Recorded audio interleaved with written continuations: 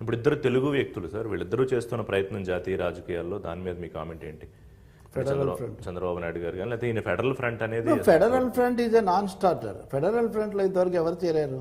నవీన్ పట్నాయక్ చూద్దాంలే అన్నారు. జగన్మోహన్ రెడ్డి ఒకరే ఇంతవరకు ఫెడరల్ ఫ్రంట్ను సూటిగా బలపరిచిన వ్యక్తి.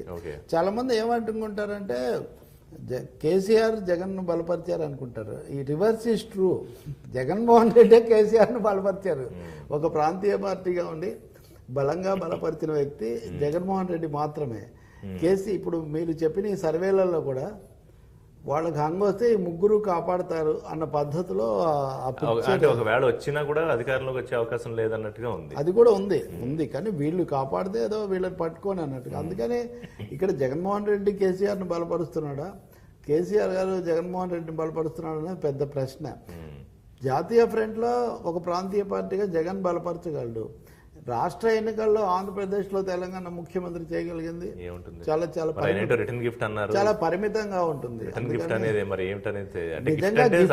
బహుమానం గిఫ్ట్ కాదు, లిఫ్ట్ అన్నాను. అందుకే లిఫ్ట్ ఎవరికి ఇస్తుంది? ఆ లిఫ్ట్ ఇస్తే జగన్ కా, ఆ లిఫ్ట్ చంద్రబాబు. నాకు తెలిసి చివరికి వచ్చేసరికి కేసీఆర్ కానీ టీఆర్ఎస్ నాయకత్వం అంత అనాలోచితంగా వ్యవహరించరు. వాళ్ళేమి ప్రత్యక్ష జోక్యం చేసుకోరు. జాతీయంగా తమ వెంట ఇంకొకరు ఉన్నారని చెప్పుకోవడానికి వాళ్ళు ప్రయత్నం. మిగిలిన వాళ్ళు ఎవరు రాలేదు. మమతా బెనర్జీ రాలేదు, మాయావతి రాలేదు. ఎవరు వచ్చారు? ఇంకా చంద్రబాబు ఫ్రంట్. అది చంద్రబాబు ఫ్రంట్ కాదు, అది కాంగ్రెస్ ఫ్రంటే. దాంట్లో ఆయన చేరాడు, బయటకు వచ్చాడు. ఆయనకి ఏముంది? నైతికమైన బంధం ఏముంది దాంతో? మీరు పొత్తు పెట్టుకుంటే కదా. మీరు బీజేపీకి వ్యతిరేకంగా వాళ్ళతో కలవకుండా నేను ఢిల్లీలో మటుకు రాహుల్ గాంధీకి చేస్తానంటే. అందుకని ఈ రెండు కూడా ఇప్పటికే వాటి పాత్ర ముగిసిపోయింది. చంద్రబాబు పాత్ర అయిపోయింది రాష్ట్రం వరకు. కేసీఆర్ గారిది మొదలే కాలేదు. అందుకని మనం ఆ ఫ్రంట్ల గురించి తీవ్రంగా తీసుకోవాల్సిన అవసరం లేదు. జగన్మోహన్ రెడ్డి కూడా కేసీఆర్ను బలపరిచారు కానీ మళ్ళీ వచ్చే ఎన్నికల్లో ఎవరు ఇస్తే వాళ్ళతో నేను వెళ్తానన్నారు.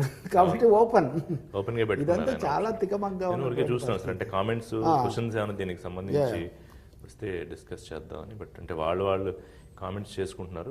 ఏమంటారు డైరెక్ట్గా అంటే యూజర్స్ ఒకళ్ళొకళ్ళు వాళ్ళు ఇంటరాక్ట్ అవుతూ విమర్శలు చేసుకుంటున్నారు. మనకైతే పెద్దగా డైరెక్ట్గా క్వశ్చన్స్ రాలేదు, నేను చూస్తాను.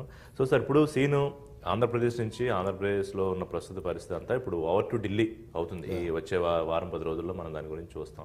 సో ఏంటి ఢిల్లీకి చేరిన తర్వాత ఎట్లా